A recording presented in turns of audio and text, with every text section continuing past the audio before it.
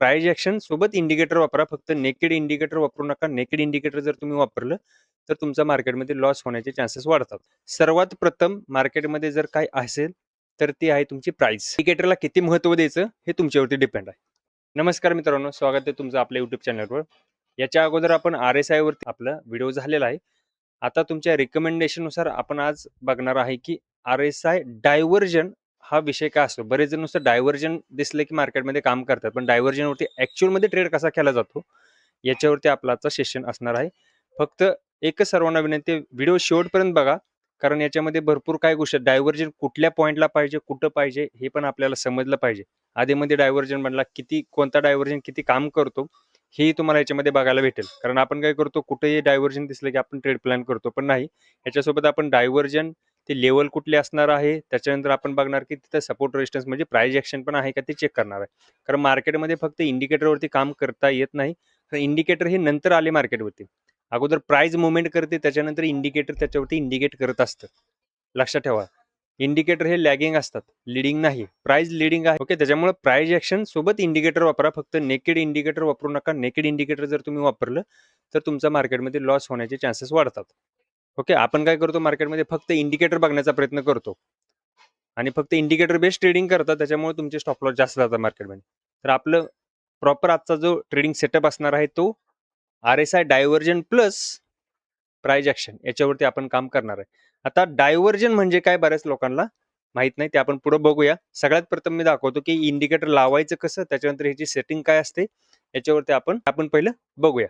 Okay, तर बघा, हा आहे तुमचा चार्ट. तुमचं कोणताही ट्रेडिंग प्लॅटफॉर्म असेल, तुमचा ब्रोकर असेल किंवा तुम्ही ट्रेडिंग व्ह्यूवरती तुम्ही असा चार्ट ओपन केल्यानंतर तुम्हाला काय करायचं आहे, ते इंडिकेटर सेशनमध्ये जायचं आहे. इंडिकेटर सेशनमध्ये गेल्यानंतर तुम्हाला या ठिकाणी दिसेल रिलेटिव्ह स्ट्रेंथ इंडेक्स. यालाच बोललं जातं शॉर्टकटमध्ये RSI, रिलेटिव्ह स्ट्रेंथ इंडेक्स. याच्यावरती क्लिक करा. याच्यावरती क्लिक केल्यानंतर बघा, ऑलरेडी माझं लागलेलं आहे, त्याच्यामुळं हे तुम्हाला दाखवून देतो. ओके, परंतु हे RSI तुम्हाला असं दिसणार नाही. तुम्हाला काय करावं लागेल, याच्या सेटिंग्समध्ये जावं लागेल. सेटिंग्समध्ये गेल्यानंतर तुम्हाला इथं लेवल RSIची लेवल किती असणार आहे, या ठिकाणी तुमची 70 असेल. तर इथं तुम्हाला काय करायचं आहे, 80 करायची आहे आणि मिडल लेन तुम्हाला क्लोज करायची आहे. मिडल लेन आपल्याला ह्याची गरज नाहीये. ओके, त्याच्यानंतर आपल्याला दुसरी लेवल जी आहे ती लेवल तुमची असणार आहे 20ची. ओके, इथं 30 असेल, इथं आपल्याला 20 करायचे. एवढी सेटिंग चेंज करायची आहे, बाकी काही चेंजेस करू नका. बाकी इनपुट्समध्ये आहे असे सेटिंग्स राहू द्या. व्हिजिबिलिटीमध्ये काही चेंज करू नका किंवा स्टाईल्समध्ये बाकीच्या गोष्टी काहीही चेंज करायच्या नाहीयेत. ओके करायचं आहे.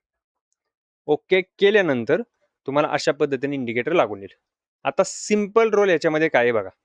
जर समजा हे तुमचं RSI लागून गेला. आपण याच्या अगोदर काय बघितलं, की RSI जर का 20च्या खाली गेला तर आपल्याला बाईंगचा प्लॅन करायचा आहे. RSI जर 80च्या वर गेला तर आपल्याला सेलिंगचा प्लॅन करायचा आहे. याच्यावरती आपण अगोदरचं सेशन बघितलेलं आहे.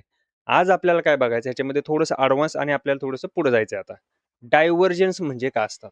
आता डायव्हर्जनचे 2 प्रकार पडतात मित्रांनो. किती प्रकार पडतात? 2 प्रकार पडतात. ते 2 प्रकार कोणते ते आपल्याला सगळ्यात प्रथम बघावं लागेल. सगळ्यात पहिला प्रकार आहे तुमचा बुलिश डायव्हर्जन. कुठला? Bullish divergence. आणि दुसरा जो प्रकार आहे त्याला आपण म्हणतो मार्केटमध्ये बेअरिश डायव्हर्जन. काय म्हणतात मार्केटमध्ये त्याला? बेअरिश डायव्हर्जन. हे आपले प्रकार असणार आहेत. आधी आपण बघू डायव्हर्जन म्हणजे काय, त्याच्यानंतर मग बाकीच्या गोष्टी सांगू. डायव्हर्जन म्हणजे काय असतं लक्षात ठेवा, सिंपल असते. जर समजा प्राइस खाली जाते, आता सगळ्यात पहिल्यांदा बुलिश डायव्हर्जन सांगतो. जर समजा प्राइस खाली चालली, प्राइस या पद्धतीने खाली जाते म्हणजे लोअर लो आणि लोअर हाय कन्सेप्ट करते. प्राइसचं बोलतोय मी.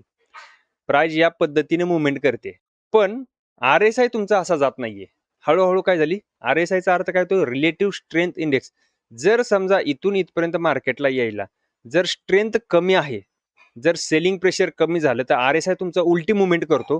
RSI काय करणार माहिती आहे का? RSI काय करणार, या पद्धतीने मुवमेंट चालू करणार.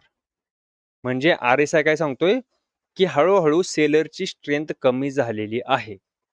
बायरच्या क्वांटिटी जास्त होत आहेत, सेलरच्या क्वांटिटी कमी म्हणजे कमी पडत आहेत. ज्यावेळेस साईड मार्केट असते त्यावेळेस पण तुम्हाला डायव्हर्जनचा फायदा होतो. लक्षात ठेवा, आपल्याला कळत नाही साईड मार्केटमध्ये नेमकं मार्केट कोणत्या साईडला ब्रेकआउट देणार आहे.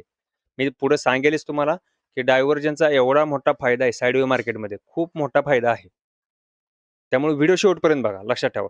सगळ्यात पहिला आपण डायव्हर्जन समजून घेऊन त्याच्यानंतर कसं कुठं वापरायचं हे पण समजून घेऊ. बघा मी काय सांगितलं, प्राइस जर खाली येते आणि RSI जर वर चाललाय, तर याचा अर्थ आपल्याला मित्रांनो RSI सोबत प्लॅन करायचा आहे.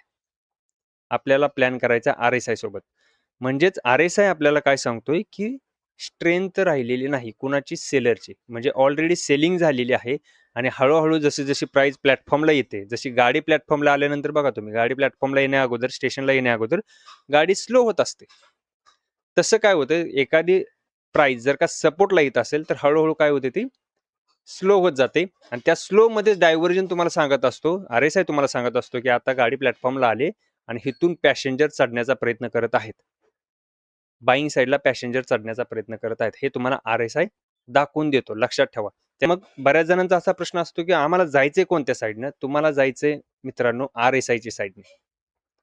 RSI च्या साईडने प्लॅन करायचा, सिंपल रोल, दुसरं जास्त डोकं लावू नका. जर RSI वरच्या दिशेला मुवमेंट करतोय आणि प्राइस जर का खालच्या दिशेला हळूहळू शिफ्ट होते, लोअर लो चालली, तर याचा अर्थ काय होतं, जास्त प्राइस खाली जाणार नाही, प्राइस कुठूनही रिव्हर्स होईल. आता कुठूनही होण्यापेक्षा आपल्याला काय करायचं, तिथं सपोर्ट बघायचा प्राइसला.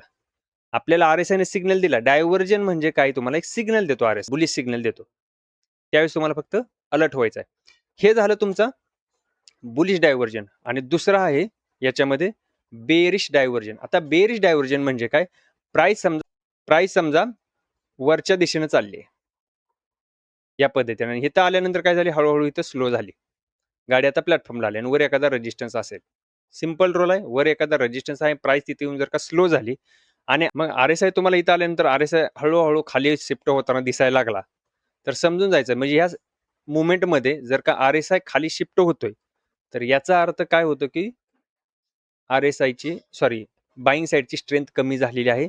लोक आता बाईंग मधून हळूहळू एक्झिट व्हायला लागलेत आणि हळूहळू काय होतं, क्वांटिटी जास्त सेल व्हायला लागल्यात, म्हणजे प्रवासी बाहेर पडत आहेत, लक्षात ठेवा. त्याच्यामुळे तुम्हाला इथं ऑब्झर्वेशन करायचं आहे आणि इथून तुम्हाला बेरिश साईडचा किंवा तुमचा ऑलरेडी एखादा स्टॉक वगैरे होल्ड असेल तर तुम्हाला इथून बाहेर पडायचा प्लॅन करायचा आहे. जर समजा तुम्हाला नवीन एखादा पुट वगैरे बाय करायचा असेल किंवा तुम्हाला ऑप्शन ट्रेडिंग करायची असेल किंवा तुम्हाला फ्युचर ट्रेडिंग करायचं असेल, तर तुम्ही इथून डाऊन साईडचा प्लॅन करू शकता.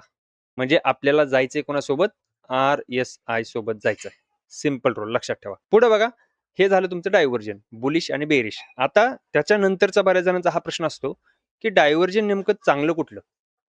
डायव्हर्जनचे पण प्रकार असतात, म्हणजे डायव्हर्जन कुठं आल्यानंतर तो सगळ्यात स्ट्रॉंग असतो, सगळ्यात स्ट्रॉंग डायव्हर्जन कुठलं. बऱ्याच जणांना असा डाऊट येऊ शकतो, RSIच्या कोणत्याही लेवलला मध्ये आधी जर डायव्हर्जन आलं तर तो तुमचा पहिला सेटअप आहे, किंवा बुलिश डायव्हर्जन किंवा बेरिश डायव्हर्जन जे काय असेल ते. ओके, ही तर तुमचं मी म्हणू शकतो 30% तुमचं इथं काम होऊ शकतं.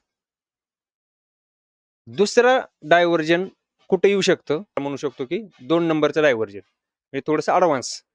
तर ते डायव्हर्जन असणार आहे तुमचं, लेवल असणार, लेवल लिहून घ्या, 70 आणि 30, 70 आणि 30, म्हणजे 70 आणि 30 याच्या खाली प्राइस किंवा याच्या वर प्राइस गेल्यानंतर जर तुम्हाला डायव्हर्जन भेटलं तर तुमचा तो सेटअप चांगला बनतो. मग म्हणजेच काय, मला सांगायचं काय तुम्हाला, मला हे सांगायचं आहे, जर समजा प्राइस 70च्या वर गेली, म्हणजेच काय झाली, अति बाईंग झाली, आणि अति बाईंग झाल्यानंतर म्हणजे प्राइस मध्ये मुवमेंट या पद्धतीने आल्यानंतर जर तुम्हाला 70च्या वर RSI गेल्यानंतर जर डायव्हर्जन दिसत असेल, तर याचा अर्थ काय झाली, अति बाईंग झालेली आहे, आता सेलिंगचा प्लॅन करा, ऑलरेडी तुम्हाला माहिती आहे, आणि तिथं डायव्हर्जन भेटतंय, तर हा सेटअप अजून चांगला बनतो. सेम बाईंग साईडला जर 30च्या खाली RSI गेला तुमचा, जर 30च्या खाली RSI गेला आणि तिथं तुम्हाला बुलिश डायव्हर्जन सांगतोय RSI, तर तिथून तुम्हाला बाईंग साईडचा प्लॅन करायचा आहे. फक्त एवढ्यावरती काम होत नाही, मी अजून सांगतो, मी स्टेप बाय स्टेप सगळ्या गोष्टी क्लिअर करतोय, काय काय बघायचंय, कसं कसं बघायचंय, सगळा सेटअप शेवटना जाताना टोटली स्टेप बाय स्टेप कसं कसं कोणकोणत्या गोष्टी बघायच्या ते सांगतो, फक्त माहिती करून घ्या पहिल्यांदा.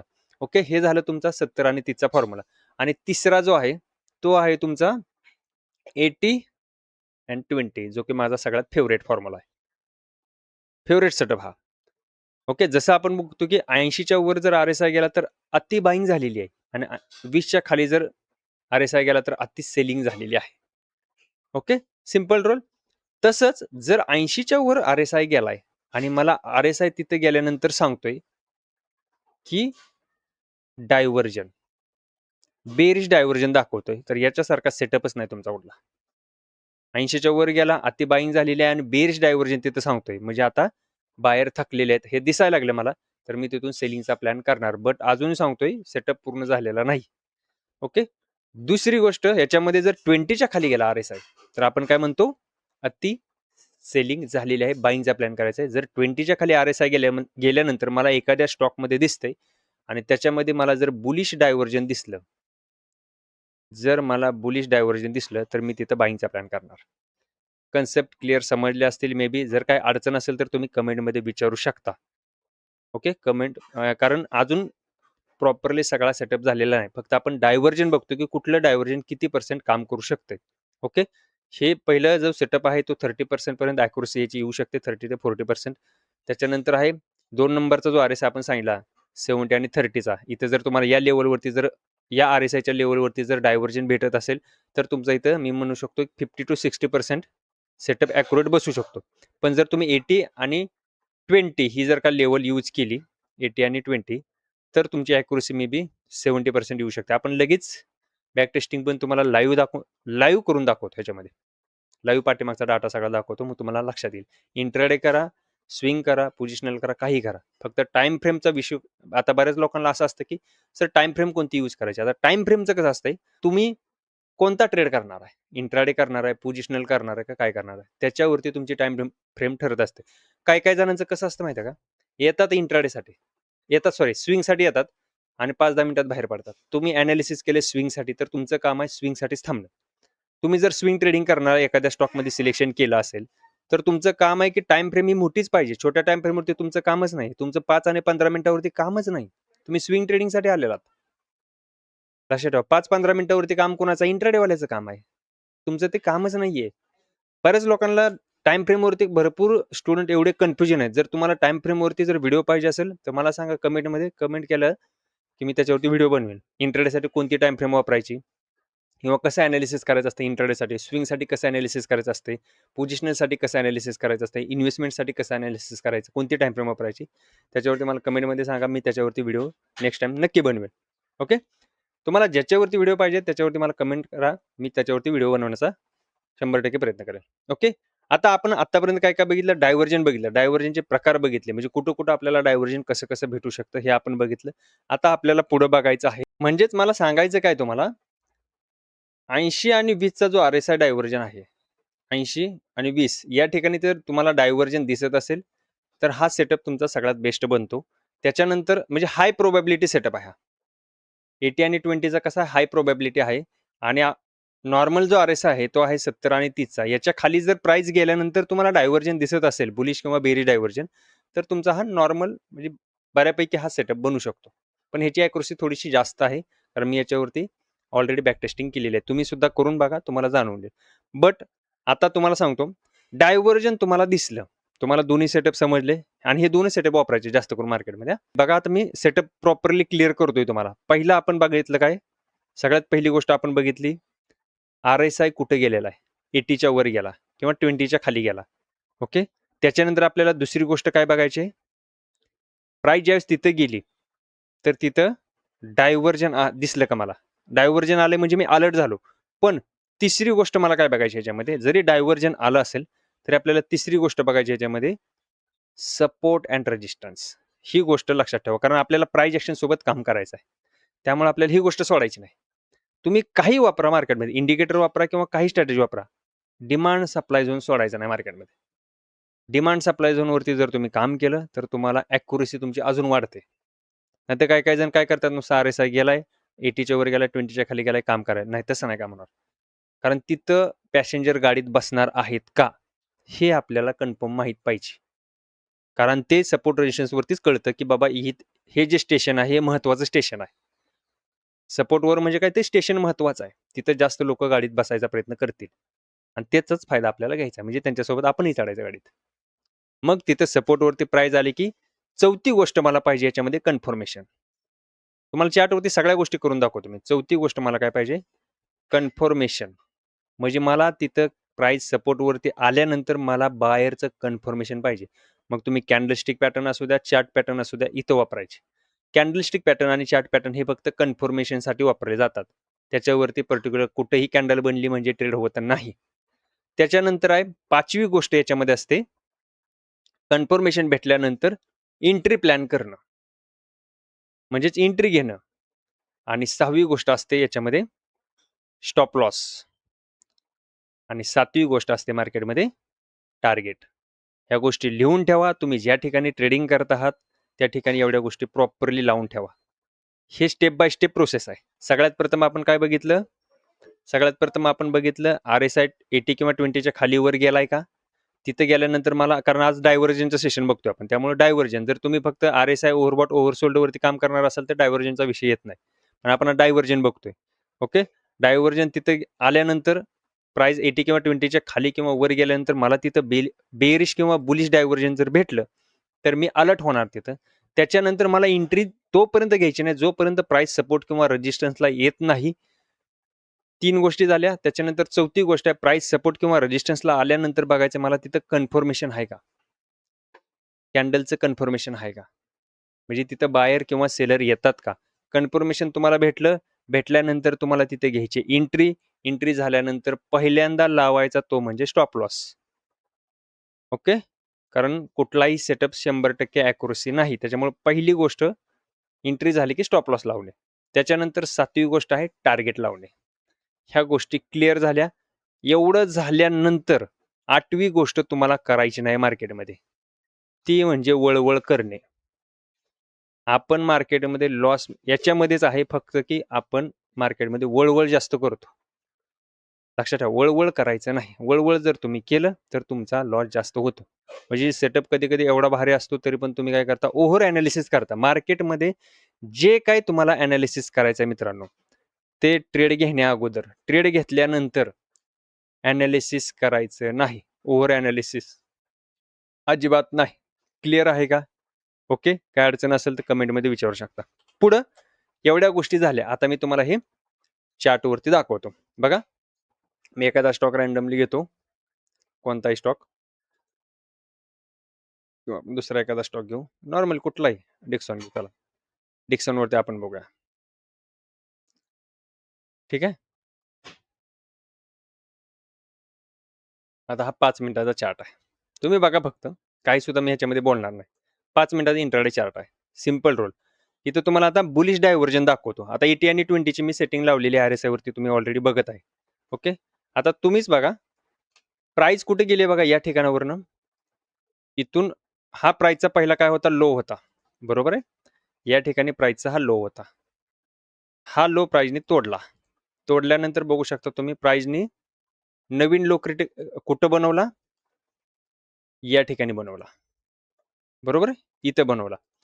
बघू शकता तुम्ही, ज्या वेळेस प्राइस या ठिकाणावरनं खाली आली, इथपर्यंत आली, पण RSI तुम्ही चेक करा. RSI जस्ट 20च्या खाली गेला. आपल्याला अलर्ट झालो आपण इथं, बरोबर आहे. इंट्राडेचं दाखवतो. आता इंट्राडे आहे तर इंट्राडेचं दाखवतो, त्याच्यानंतर स्विंगसाठी पण दाखवतो पुढचं. या ठिकाणी तुम्ही बघू शकता 20च्या खाली RSI गेलेला आहे. 15ला RSI आला होता. 20च्या खाली गेले अलर्ट व्हायचं, बरोबर आहे. इथून आपल्याला डायव्हर्जन बघायचं भेटते का, तर डायव्हर्जन तुम्ही बघू शकता. ज्यावेळेस प्राइस इथं आली, इथं मला डायव्हर्जन भेटलंय. बट डायव्हर्जन बघा, प्राइस इथं तोडत होती, म्हणजे प्राइस ज्या वेळेस हा लो तोडत होती, इथला लो प्राइसने तोडला, त्यावेळेस RSI ने पण लो तोडायला पाहिजे होता. याचा तुटला नाही, याचा अर्थ काय, स्ट्रेंथ कमी आहे. सेलरची स्ट्रेंथ कमी आहे मित्रांनो, लक्षात ठेवा. इथं काय झालं, सेलरची स्ट्रेंथ कमी. आता पहिली गोष्ट आपण काय बघितली, ओव्हरबॉट ओव्हरसोल्ड. इथं काय झालाय, ओव्हरसोल्ड झालाय. दुसरी गोष्ट आपल्याला काय बघायची, डायव्हर्जन मला दिसलं. तिसरी गोष्ट मला बघायची की प्राइस सपोर्ट वरती आली आहे का, प्राइसला सपोर्ट आहे का. तर तुम्ही चेक करा फक्त इथं पाठीमागं, तर तुम्हाला इथे दिसेल प्राइसनं ऑलरेडी इथं रेजिस्टन्स घेऊन ब्रेकआउट करून त्याला जाता सपोर्ट बनवला आहे. हे बघा, या पद्धतीने तुम्ही पाठीमागं पण चेक करू शकता. मोठ्या टाइम फ्रेमवरती चेक केलं तरी चालेल. हे बघा, दिसते तुम्हाला, म्हणजे इथं सपोर्ट आहे. म्हणजे सांगण्याचा हेतू हाच आहे तुम्हाला की प्रत्येक गोष्ट का व्यवस्थित शिकवतोय, तर त्याच्यासाठीच आहे. कारण तुम्ही कन्फ्युजन आहे मार्केटमध्ये की इंडिकेटर, फक्त काही लोक फक्त इंडिकेटरवरती ट्रेड करतात. फक्त इंडिकेटरवरती ट्रेड करायचं नसतो मार्केटमध्ये. इंडिकेटर म्हणजे काय, फक्त इंडिकेट करते, ते तुम्हाला फक्त एक सपोर्टसाठी आहे. सपोर्ट म्हणजे तुम्हाला सहकार्य करण्यासाठी ती गोष्ट असते. कारण इंडिकेटर हे आत्ता मार्केटमध्ये आलेले आहेत. ते प्राईजनुसार बनवले जातात. ओके. पहिली गोष्ट आपण काय बघितली? RSI overbought oversold. इथं ओव्हरसोल्ड झालाय. त्याच्यानंतर दुसरी गोष्ट आपण बघितली डायव्हर्जन. प्राईस खाली चालली आहे. प्राईस नवीन लो बनवते, पण RSI नवीन लो बनवत नाही. RSI नवीन होते, लोवर लो नवीन क्रिएट करते. ओके. 2 गोष्टी तुमच्या झाल्या. तिसरी गोष्ट तुम्हाला काय बघायची मार्केटमध्ये? सपोर्ट किंवा रेजिस्टन्स. आपण बघितलं इथं सपोर्ट आहे आणि चौथी गोष्ट आहे तुम्हाला घ्यायचं कन्फर्मेशन. म्हणजे तिथं बायर आहेत का? तुम्ही इथं बघितलं बायर इथं शार्प बायरनी कॅन्डल मारली. ओके. बायरनं कॅन्डल मारल्या तुम्हाला इथे एंट्री प्लॅन करायचा आहे. त्याच्यानंतर चौथी गोष्ट कन्फर्मेशन झालं. ओके. पाचवी गोष्ट तुम्हाला करायची एंट्री. एंट्री या ठिकाणी होणार तुमची. त्याच्यानंतर 6 नंबर आहे तुमचा स्टॉप लॉस. स्टॉप लॉस तुमचा इथे लागणार या कॅन्डलच्या लोच्या खाली. ओके. म्हणजे बघा परत एकदा एंट्री आणि स्टॉप लॉस कसा लागणार दाखवतो. एंट्री तुमची बनणार या कॅन्डलला, कारण ही बुलिश इंगल्फिंग कॅन्डल आहे. आणि स्टॉप लॉस तुमचा लागणार या ठिकाणी. ओके. हा झाला तुमचा SL. ओके. टार्गेट ह्याच्यामध्ये तुम्ही 1:2 चं घेऊ शकता. 1:2 म्हणजे कुठपर्यंत? इथपर्यंत तुमचं 1:2 भेटून गेलं. त्याच्यानंतर पुढचा रेजिस्टन्स तुम्ही ॲज अ टार्गेट वापरू शकता, जो की हा होता. ओके. हा रेजिस्टन्स एरिया आहे. अगोदरचा सपोर्ट नंतर रेजिस्टन्स बनतो. हा रेजिस्टन्स वापरू शकता. ओके. इथपर्यंत तुम्ही घेऊ शकता. नसेल हे फर्स्ट टार्गेट, हे फर्स्ट रेजिस्टन्स आणि सेकंड रेजिस्टन्स तुम्ही घेऊ शकता. त्याच्यावरचा हाय एरिया जो की हा. अशा पद्धतीने तुम्ही व्यवस्थित प्लॅन करून मार्केटमध्ये काम करू शकता. अशा सिस्टमॅटिक पद्धतीने असं काम केलं तर तुमचं काम होणार. सगळ्यात पहिलं आहे RSI ओव्हरबॉट ओव्हरसेल पाहिजे. त्याच्यानंतर डायव्हर्जन पाहिजे. त्याच्यानंतर आपल्याला सपोर्ट किंवा रेजिस्टन्स बघायचा आहे. प्राइस सपोर्टवरती आल्याशिवाय डायव्हर्जनवरती सुद्धा काम करायचं नाही. कुठेही डायव्हर्जन दिसलं म्हणजे नाही. प्राइस सपोर्टवरती पाहिजे. कारण प्राइस सपोर्टला येणारच आणि मगच तिथून बाहेर येणार. कारण बाहेर इच्छुक कुठं असतात? डिमांड झोनवरती. जोपर्यंत प्राइस डिमांडला येत नाही तोपर्यंत तुमचं इंडिकेटर तिथं काम करणार नाही. क्लिअर असेल मे बी सर्वांना सर्व गोष्टी क्लिअर झाल्या असतील. आशा करतो की सर्वांना हा व्हिडिओ किंवा ही स्ट्रॅटेजी व्यवस्थित समजली असेल. जर कुणाला समजली नसेल तर तुम्ही कमेंट बॉक्समध्ये तुमचे काही अडचणी असेल तर तुम्ही विचारू शकता. व्हिडिओ जर आवडला असेल तर व्हिडिओला लाईक करा, कमेंट करा आणि आपल्या मित्रांना नक्की शेअर करा आणि चॅनलला नवीन असाल तर चॅनलला सबस्क्राईब करायला विसरू नका. भेटूया नवीन व्हिडिओवरती. धन्यवाद मित्रांनो. जय हिंद, जय महाराष्ट्र.